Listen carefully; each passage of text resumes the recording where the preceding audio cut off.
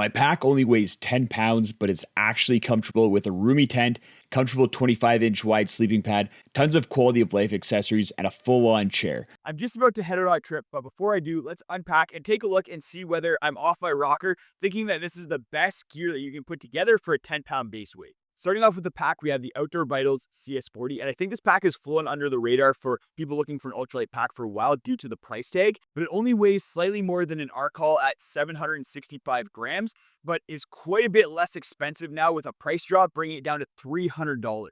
I find it to just be a really solid pack, well put together. You can reach the side water bottle pockets. It can carry 40 pounds, no problem. Big stretchy mesh front pocket, and uses premium materials with ultra fabric and then carbon fiber stays for the support in the back. Prices of packs have continually gone up and up, especially for ultralight packs, and there's not really anything that compares to the CS40 when it comes to weight and price and performance. Like I said, my gear has a full-on chair. So this is the Helinox Chair Zero in the Hilltop Bags waterproof Dyneema stuff sack. The reason I'm choosing the Chair Zero on this trip, even though I find the Nemo Moonlight Elite a little bit more comfortable, is just weight. Especially in the Dyneema stuff sack, it's quite a bit less weight than the Moonlight Elite. These awesome side pockets that, like I said, you can reach back and grab the water, no problem. I just have standard water bottles with flip caps from Garage Your Own Gear. And then the front pocket, we have all the stuff that I need access to throughout the day. First up, we have my water filter. So these days I'm using the Platypus Quick Draw. It's not as light as the Be-Free, but I have had problems with the Be-Free on trips before where it just stopped working altogether. I'm going to test out the Be-Free again, see if they kind of dealt with those issues.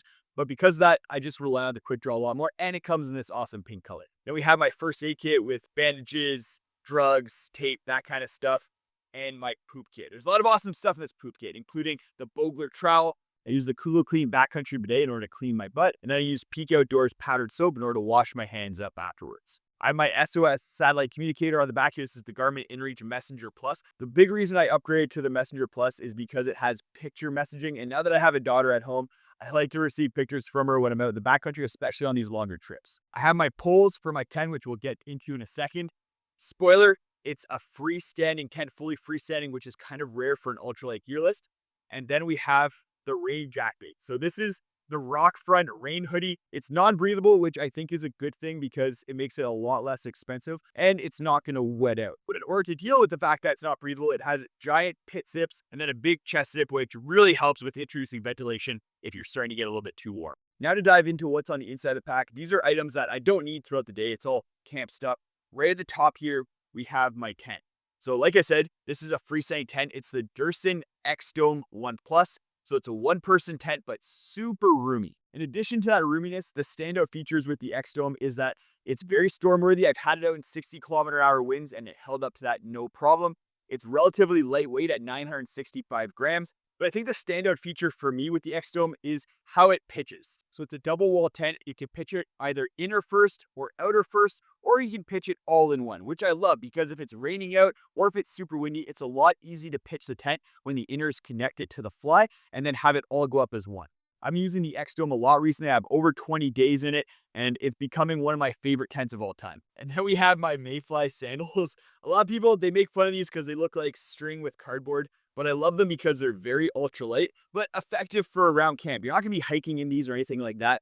But if you just want to air your feet out when you get to camp or have them outside your tent, so if you need to pee in the middle of the night, you don't have to be putting on your stinky and potentially wet shoes. And then we have my tent stakes in this All Man's Right stake sack. Because the X-Dome is a fully freestanding tent, you only really need 4 stakes in order to fully stake it out.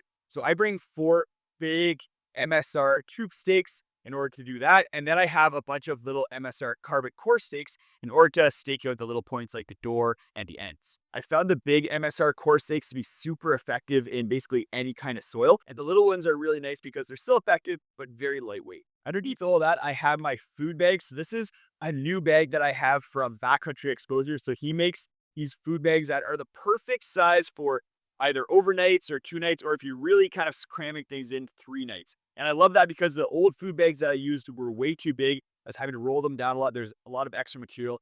And I love that this also fits inside my pack really nicely due to the shape. The big wide opening is also great because I can open it up and then really see everything that's inside the bag instead of having to dig around into the bottom in order to find something that I want. Inside here, I have all my food for the trip. I make my own breakfast. You guys have probably seen this if you follow the channel. I use these little Rusby bags with a curved bottom in order to make oatmeal, dried fruit and chocolate chip little breakfasts. Then I have my pink titanium spoon. There's no bears on this trip. I'm in the desert, so I'm not going to have to use it in order to fight them off. But it's still the best spoon that's ever been made and in existence. Then I have my entire cook kit. So I use a Tokes Titanium 550 milliliter light pot. I find that's the perfect size for me. There's not really any freeze-dried meals that need more water than that. And then I have this temperature sensor sticker on the side here so that I can just get my water up to 70 degrees. That saves a lot of fuel because you don't need to get the water to a boil in order to properly rehydrate a meal. There's been a few different people who have done research on that. Then I have the lid. Stay tuned for updates on the lid. It's going to be coming in 2025. And then inside the pot, I'm storing my BRS 3000 stove. Still the best ultralight stove that you can get. And this little pot gripper. Because I don't have any handles on my pot, I use the pot gripper in order to grab the pot and pour the water out of it. The pot gripper ends up actually being less weight overall than the handles, and I find it a lot easier to use the pot gripper than the handles on a pot. Everything else inside my pack, I want to stay dry, so I store it inside a Nilo Flume pack liner. So you basically stuff all the dry stuff inside the pack liner while it's inside the pack, twist up the top, stuff it down the side, and it's really effective at keeping your gear dry. I have my clothing right at the top here. We're going to stick that aside because it's a little bit more of a nuanced conversation. And then we have my sleeping pad. This is the Nemo Tensor All Season.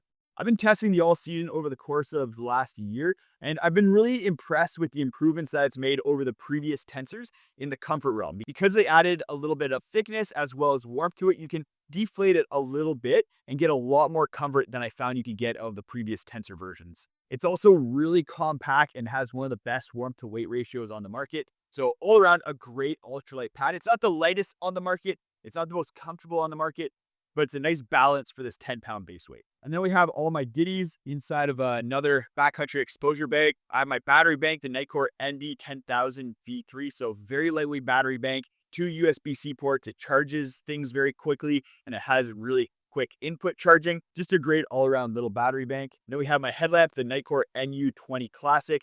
I love this because it's lightweight, affordable. It has 2 buttons on the top, which is a lot easier than having to use one button to cycle through light modes, red modes, all that kind of stuff. I have my little ThermoWorks thermometer. This is great because it tracks and it can tell you what the lowest temperature was overnight, which is really helpful for dialing in your steam system. I'm always bringing my PadPal pump on trips now because it's so lightweight, under 10 grams. You plug it into a battery bank or even your phone, and then it inflates pads very, very quickly. Has a bunch of different attachments. I have the Tensor All Season on here right now, but you can use it with basically any pad out there. And yeah, it's loud, but it's super effective. And then I have my toothbrush, my toothpaste tabs, basically everything that you need from a hygiene perspective when you're out on the trail. I'll have a link to my Pack Wizard gear list down in the video description, as well as most of the gear that I'm talking about. So you guys can take a look at that, nitpick at what I brought, and take a look at some of the little things that I'm not necessarily going over in detail, but that I do have in my pack. For a pillow, I'm using the Trekology 2.0. Again, not the lightest on the market and not the most comfortable, but a really good balanced option here. Key feature here is the pad strap as well as the shape of the pillow and kind of a nice stretchy top to it as well. And then for top insulation, I'm using the Enlighten Equipment Enigma 20-degree quilt. I find 20 degrees to be kind of the perfect sweet spot for temperature. You're not going to be too warm in it, but you're also going to be able to get down to sub-freezing temperatures and be nice and comfortable. I just find quilts to be the best option because of how comfortable they are, but also you save a lot of weight by using a quilt over a sleeping bag.